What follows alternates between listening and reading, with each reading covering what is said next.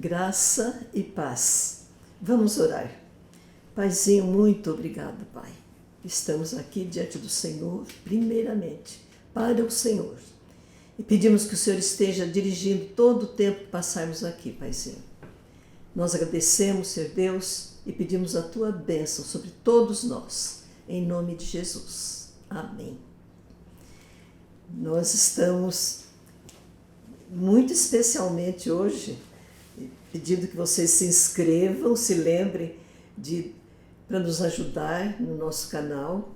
Nós estamos muito felizes que completamos 500 vídeos só pela graça de Deus. Tem sido muito bom para nós e também pelas pessoas que têm nos falado, que estão nos acompanhando. Nós agradecemos a Deus e a vocês. Estamos estudando a Bíblia. Conheça a sua Bíblia. A Bíblia é a palavra de Deus.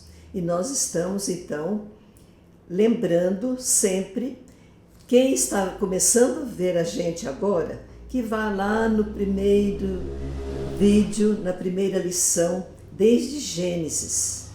E nós estamos, então, caminhando nos livros da Bíblia, do Antigo Testamento, aquela parte que está esperando o Messias. O Messias vem. Então, estudamos já os livros da lei, os livros de história, de poesia, e estamos nos profetas, profetas maiores e menores. Estamos nos profetas maiores, no livro de Ezequiel, segunda lição de Ezequiel. É um livro difícil, mas um livro desafiador. Ezequiel, vamos lembrar, quer dizer, Deus te fortalece, eu te fortaleço. Ele foi fortalecido por Deus. Ele era contemporâneo de Jeremias e de Daniel, os três profetas. Na linha do tempo, nós estamos no tempo do reino dividido. O reino de Israel já foi para o cativeiro e nós estamos agora no final do reino de Judá. E Ezequiel foi na segunda leva dos cativos para a Babilônia, a segunda turma. Ele tinha 25 anos, era da classe sacerdotal. E quando ele completa 30 anos, Deus o chama para o ofício de profeta. Dizem os estudiosos que ele foi um dos que instituiu o aparecimento das sinagogas lá na Babilônia, para eles estudarem a palavra, a lei e os profetas. E também que ele formou uma escola de profetas. E nós, então, já vimos algumas coisas sobre o Ezequiel. Alguns acham que ele era muito estranho, porque ele usa muitos métodos diferentes para pregar, para anunciar a palavra de Deus.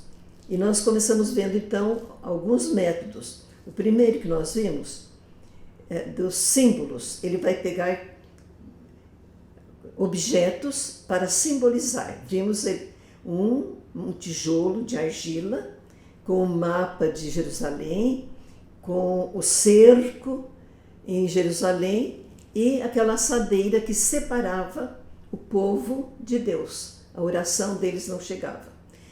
Ainda em símbolos, nós vamos ver hoje, ele pega duas madeiras iguais e dois pedaços de madeira, e em um ele escreve Israel, e no outro Judá. E depois ele junta os dois pedaços. É uma mensagem que Deus sempre manda para Ezequiel falar, que um dia os dois reinos vão se unir novamente, as 12 tribos. O povo de Israel, a nação de Israel completa, Deus fazendo a obra que ele prometeu a Abraão. Outro método que ele vai usar para pregar as profecias, para ensinar o povo, nós estamos lembrando que ele está na Babilônia, ele mora ali perto do rio Quebar, e ele então prega ali, depois de 5 anos de cativeiro, ele começa a profetizar e está usando então os símbolos. Outro método que ele vai usar, ele vai contar as visões que ele tinha, coisas maravilhosas. Ele teve visão da glória de Deus muitas vezes.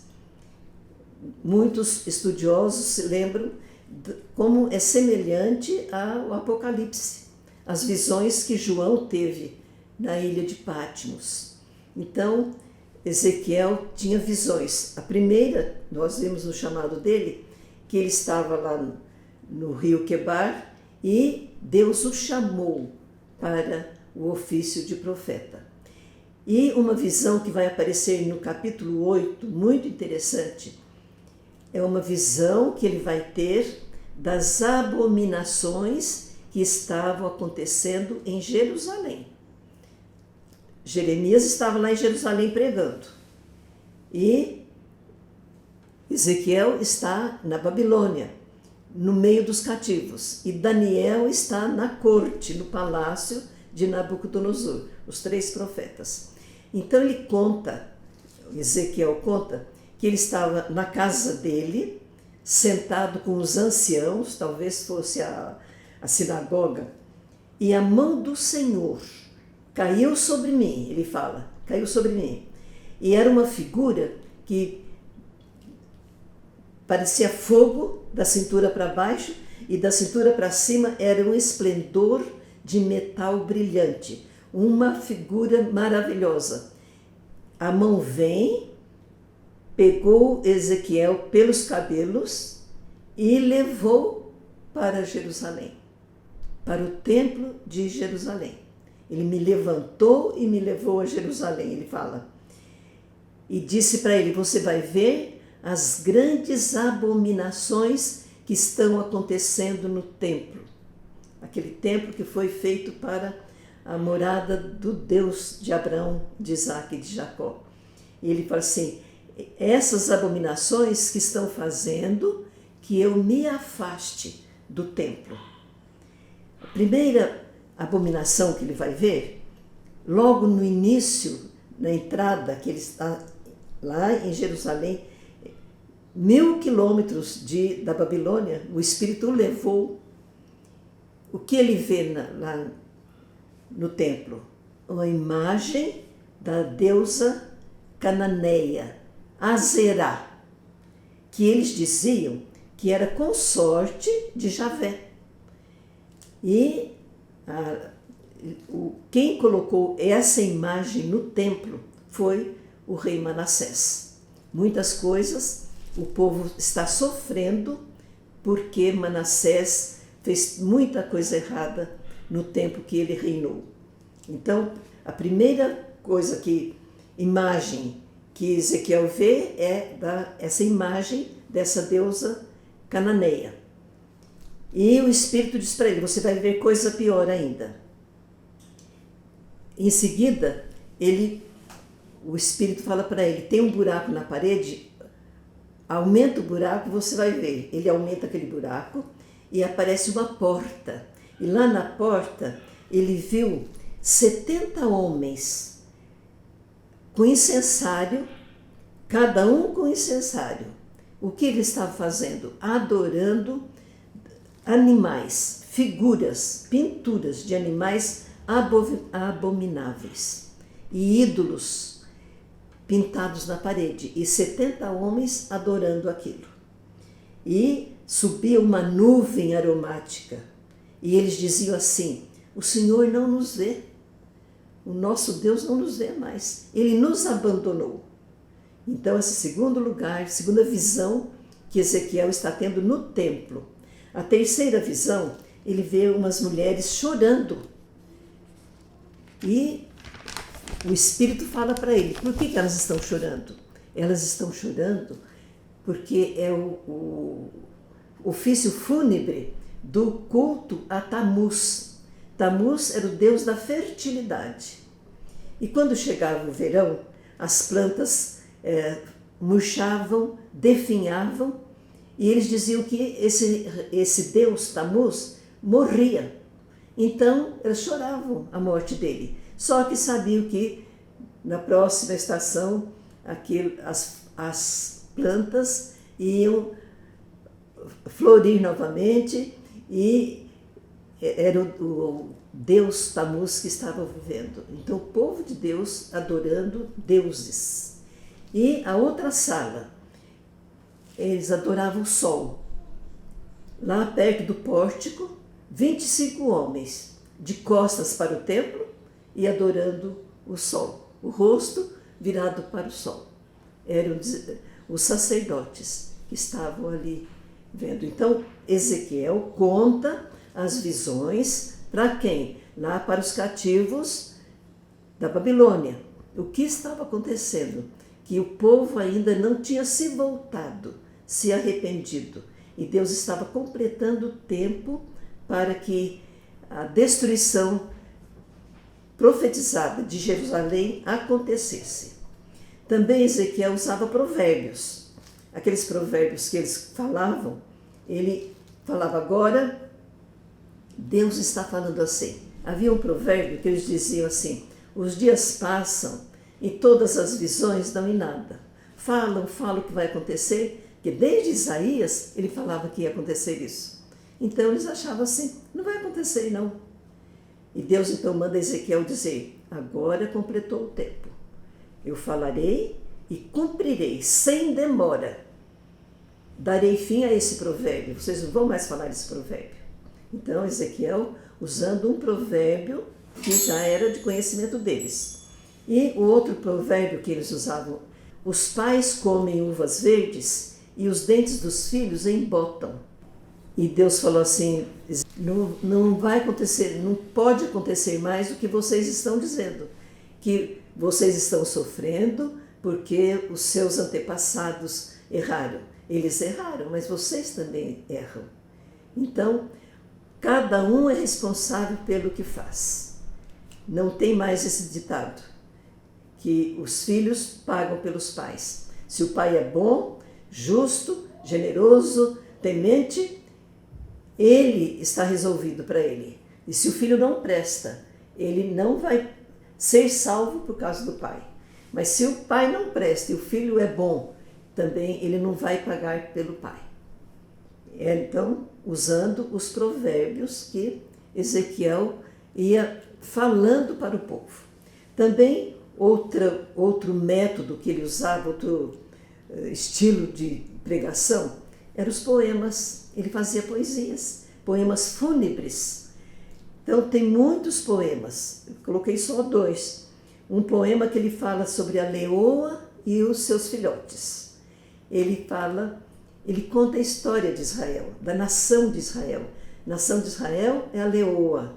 Os reis são os leõezinhos. Então, quando eles começam a crescer, eles se tornam poderosos e eles são prósperos e a nação é próspera, mas aí vem a derrota e ele fala que o leãozinho foi levado para o Egito.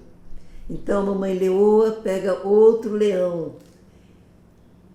São os reis que vieram depois, o Jeoacás, o Joaquim, o Zedequias. Esses reis, ele fala, os leõezinhos foram levados para a Babilônia. Ezequiel está contando essa parábola, esse poema, para que eles vissem o que estava acontecendo para eles. Porque mesmo lá na Babilônia, eles ainda não tinham se voltado para Deus. E o outro poema que eu selecionei foi sobre a videira. Sempre Israel é considerado como uma videira. Então ele disse que a videira era frutífera, os frutos eram maravilhosos, mas de repente ela foi desarraigada. Veio um vento oriental, os ramos murcharam, a terra ficou seca e os frutos foram arrancados. Ele então conta esses poemas fúnebres para falar para o povo da situação que eles tinham que voltar para Deus, se arrepender. Deus só queria isso, para Deus dar a bênção para eles. Também usou parábolas. E ele fala da parábola das duas irmãs adúlteras. Ele diz que eram duas irmãs, da mesma família, mesma mãe, e moravam no Egito. O que ele queria dizer? Era o povo que estava lá no Egito. E ele diz que lá, essas duas irmãs começaram a adorar os deuses do Egito. Começaram a se prostituir na adoração de ídolos. Foi o que elas aprenderam ali. E ele diz assim, uma irmã chamava Oolá e a outra irmã Oholibá. Aí ele diz assim, Oolá é Samaria. Ela se apaixonou pelos soldados da Síria, pelos ídolos da Síria. E eles, o que fizeram? Eles tiraram a roupa dela, deixaram ela nua, levaram seus filhos e mataram a Oolá lá na Síria. Ele está contando a história do povo, para o povo lembrar e para o povo entender o que Deus queria falar para eles. A segunda irmã, Oholibá, ela viu o que aconteceu, que a irmã foi levada escrava, mas ela foi mais depravada ainda. Se afastou desgostosa e Deus fala para ela, eu incitei os inimigos contra ela. O que eles fizeram? Se enfureceram e castigaram, estão castigando essa segunda irmã, Oholibá, é Jerusalém. E ele fala assim, eles estão castigando, enfurecidos contra ela. Cortarão seu nariz e as suas orelhas, que era um modo de corrigir as adúlteras. Levaram seus filhos e as suas joias. E elas sofreram o castigo, a consequência do pecado delas. E vocês também vão sofrer o castigo, a consequência do pecado de vocês. E vocês saberão que eu sou o soberano, o Senhor. Ezequias também conta outro método, era a profecia. E é interessante que um dia Deus fala para ele, Ezequias, você vai ficar viúvo, eu vou tirar de você a delícia dos seus olhos. Então ele era casado e devia ser um bom casamento para Deus falar assim. E a sua mulher vai morrer de repente. E você não é para você chorar, se lamentar e nem fazer os ritos fúnebres. Você fica quieto, aceita. E então você vai falar para as pessoas quando a sua mulher morrer. De repente, é o que vai acontecer com eles. Você está representando o que vai acontecer com eles. De repente, Jerusalém vai ser destruída. E não é para se lamentarem mais, porque eles estão chegando no tempo. Eu cansei de ouvir a oração de vocês e vocês não se emendaram. E ele diz assim, você vai estar nesse tempo, quando acontecer isso, você vai estar sem fala, você vai estar mudo. E vai uma pessoa que vai ver a queda de Jerusalém e vai lá falar para você. Vai acontecer isso. Essa é uma profecia.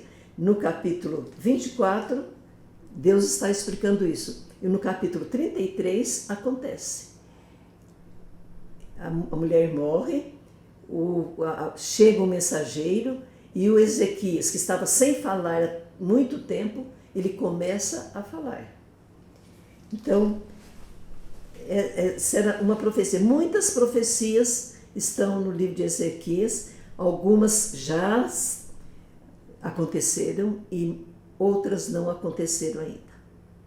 Também, Ezequias vai falar, e todos os profetas, o julgamento contra as nações inimigas de Judá, inimigas de Israel. Essas nações também vão ser castigadas.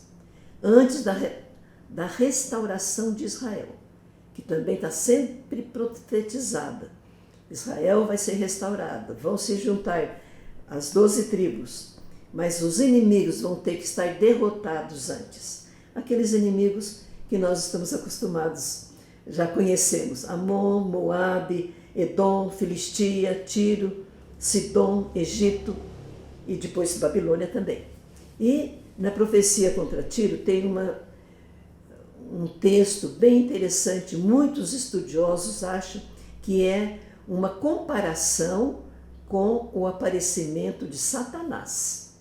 Ele fala de um anjo que estava lá e que ele era formoso e vivia no meio das pedrarias e ele peca e ele leva uma parte dos anjos que estão lá. É comparado com o rei de Tiro. Está no capítulo 28, essa comparação, e também dizendo que todas essas nações serão julgadas. Nós temos mais coisas para aprender ainda, vamos lembrando e analisando por que Deus deixou no cano sagrado o profeta Ezequias, para nos ensinar, para que a gente não caia nos erros que Israel caiu. Que Deus nos abençoe.